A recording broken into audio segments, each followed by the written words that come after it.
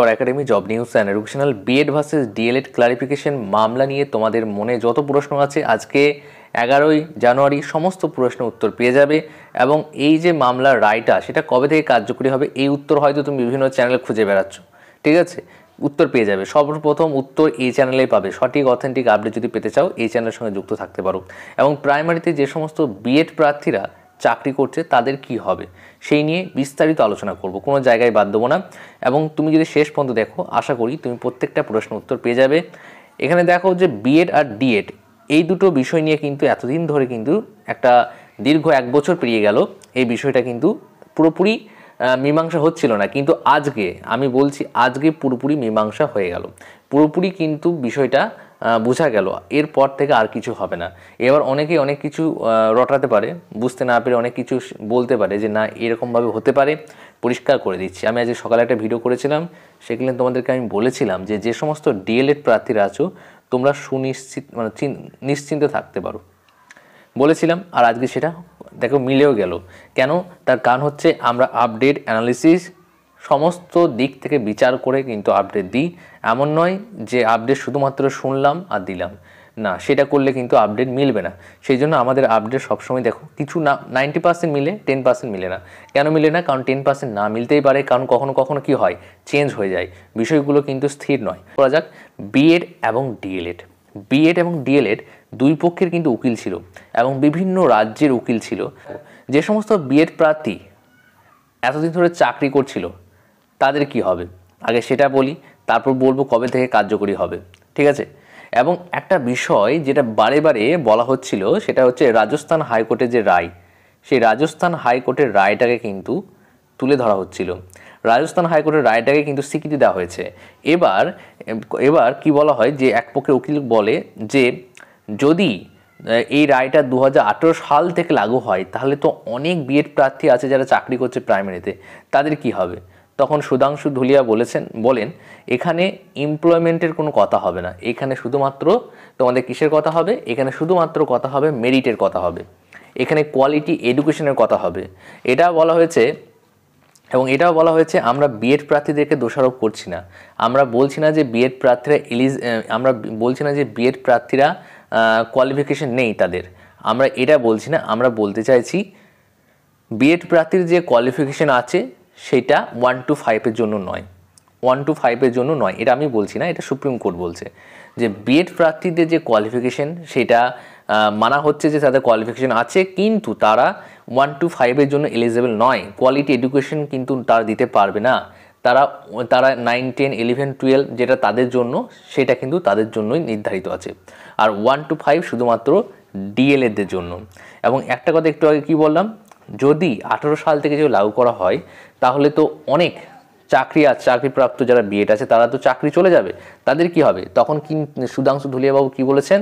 তিনি বলেছেন যে এখানে এমপ্লয়মেন্টের কোনো কথা হবে না, এখানে মেরিটের কথা হবে, এখানে কোয়ালিটি এডুকেশনের কথা হবে। তাহলে বুঝতে পারছো, আমি অনেক দিন আগে একটা ভিডিও করেছিলাম এবং সেখানে বলেছিলাম বিএড ভার্সেস ডিএলএড মামলা আপডেট দিতে বলেছিলাম যে কোনো আইন কখনো কিন্তু কারো ইমোশন দেখে না, এখানে দেখবে লজিক দেখবে এবং এখানে দেখবে যে সমস্ত কিছু কি ঠিকঠাকভাবে ফিট হচ্ছে কিনা সব জায়গায়, মানে সংবিধান ধারা লজিক সব কিছু দেখবে। এখানে তুমি চাকরি তুমি কত ইমোশন তোমার মধ্যে, তুমি দুঃখ পাচ্ছ কিনা, মানে তুমি হ্যাপি হচ্ছ কিনা এইসব দেখবে না, ঠিক আছে? তাহলে এখানে সেই বিষয়টা এখানে আবার লাগু হচ্ছে, তোমরা দেখতে পাচ্ছ। এটাও বলা হয়েছে আমরা বিএড প্রার্থীদেরকে দোষারোপ করছি না, বিএড প্রার্থীদের যথেষ্ট কোয়ালিটি আছে কিন্তু তারা 1 to 5 জন্য যোগ্য নয়। এখান থেকে পরিষ্কার কি বোঝা যায়? এখান থেকে পরিষ্কার বোঝা যায় যে বিএড প্রার্থীরা ফিউচারে আর কখনো এবং এখানে অনেকে ভুল বুঝতে পারো, ক্লিয়ার করে দিচ্ছি যে বিএড প্রার্থীরা ইন্টারভিউতে বসতে পারবে না, প্রাইমারি ইন্টারভিউতে যারা যে সমস্ত বিএড প্রার্থীরা পাস করেছে তারা প্রাইমারি ইন্টারভিউতে বসতে পারবে না। যে সমস্ত বিএড প্রার্থীরা প্রাইমারিতে পাস করেছে ইন্টারভিউ দিয়েছে তাদের কিন্তু প্যানেলের নাম থাকবে না। এবং এখানে কিন্তু তোমরা জানো যে পর্ষদ এনআরএসদেরকে প্যানেলের নাম দেবে না, এটাও বলা হয়েছে, এখানে বিএডদেরকে বলে দিচ্ছি। এবং আর একটা গুরুত্বপূর্ণ বিষয়, সেই গুরুত্বপূর্ণ বিষয়টা একটু পরে বলছি।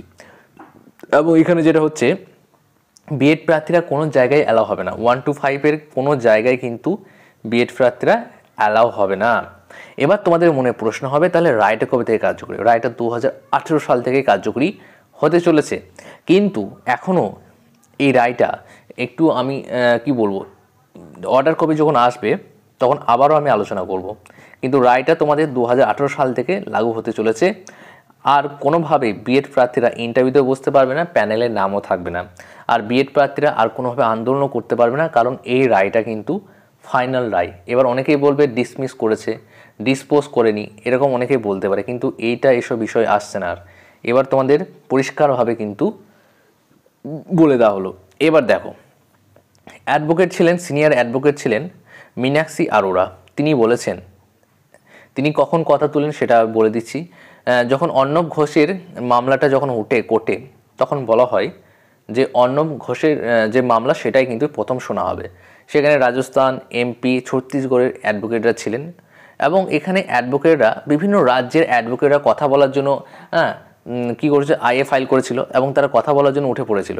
তখন senior advocate Meenakshi Arora ma'am তিনি বলেন যে প্রত্যেকটা রাজ্যের কথা শোনার কোনো দরকার তো নেই। তার কারণ হচ্ছে এখানে তো সুপ্রিম কোর্ট থেকে যে অর্ডারটা দেওয়া হয়েছে এটা তো সেন্ট্রাল থেকে অর্ডার দেওয়া হয়েছে, মানে সুপ্রিম কোর্ট থেকে অর্ডার দেওয়া হয়েছে। আর সুপ্রিম কোর্ট থেকে যে অর্ডারটা দেওয়া হয় সেটা প্যান ইন্ডিয়া। প্যান ইন্ডিয়া মানে হচ্ছে সারা ভারতবর্ষে কিন্তু এটা লাগু হবে। এর জন্য প্রত্যেকটা রাজ্যের আলাদা আলাদাভাবে কথা শোনার তো কোনো প্রয়োজন নেই। খুব গুরুত্বপূর্ণ পয়েন্ট তিনি তুলে ধরেছিলেন এবং সেই জন্য কিন্তু আরও ভালো হয়েছে বিষয়টা।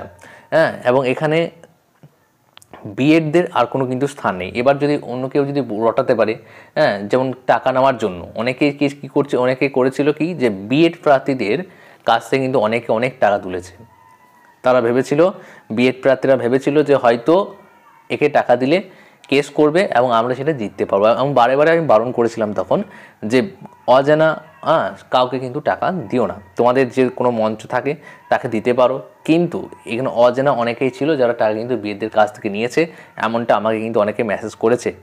আর আমি সেটা তখন তোমাদেরকে সতর্ক করে দিয়েছিলাম যে বিএড ভার্সেস ডিএড এর মামলাতে এইভাবে কিন্তু হবে না। তোমরা যেখানে তোমাদের যেহেতু সংবিধানের ধারা চলে আসছে, তাহলে সেখানে কিন্তু কোনোভাবেই আর সম্ভব নয়। এবং এখানে প্যান ইন্ডিয়াতে লাগু হবে তিনি বলেছেন। প্যান ইন্ডিয়া মানে সারা ভারতবর্ষে, শুধুমাত্র পশ্চিমবঙ্গে নয়, এটা সমস্ত রাজ্যে কিন্তু লাগু হচ্ছে। বিএরা কিন্তু 1 to 5-এ সুযোগ পাবে না। এবার তোমাদের প্রশ্ন হচ্ছে কবে থেকে? এটা 2018 সাল থেকে আমি বলছি। অর্ডার কপি এলে বিস্তারিত তোমরা জানতে পারবে, আশা করি কোনো অসুবিধা নেই। এবং অনিরুদ্ধ বোস এবং সুধাংশু ধুলিয়া বাবু যে অপিনিয়ন সেটা কিন্তু একই অপিনিয়ন। এর জন্য কিন্তু মানে অন্য কোনো অপিনিয়ন তেনাদের নেই। তেনারা কিন্তু এই বেশ কিছু পয়েন্ট নিয়ে কিন্তু কথাবার্তা বলেছেন এবং একদম পরিষ্কার যে 1 to 5-এর জন্য বিএরা কিন্তু এলিজিবল নেই এবং ভবিষ্যতেও আর থাকবে না। তাই তোমরা যারা ডিএলএড প্রার্থীরা আছো তোমাদের জন্য একটা সুবর্ণ সুযোগ, এটা বলতে পারি। এবং একটা কথা বলবো, ইন্টারভিউর জন্য যারা কি বলবো চিন্তিত আছো যে কবে ইন্টারভিউ হবে, সেই বিষয়ে আমি আপডেট খুব শীঘ্রই তোমাদের সঙ্গে শেয়ার করব। এবং কালকে আছে 12ই জানুয়ারি, তোমাদের 20-22 মামলার বিষয়টা আছে। সেই মামলার আপডেট যদি পেতে চাও তাহলে অবশ্যই সাবস্ক্রাইব করে লাইক করে আমাদের সঙ্গে যুক্ত থাকো। আর যারা ফেসবুক পেজ থেকে দেখছো অবশ্যই পেজটাকে ফলো করে দিও। আর যারা পেজটাকে এখনও ফলো করনি অবশ্যই ফলো করে দিও। পেজের লিঙ্কটা দেখো, ডেসক্রিপশন বক্সে দেওয়া রয়েছে।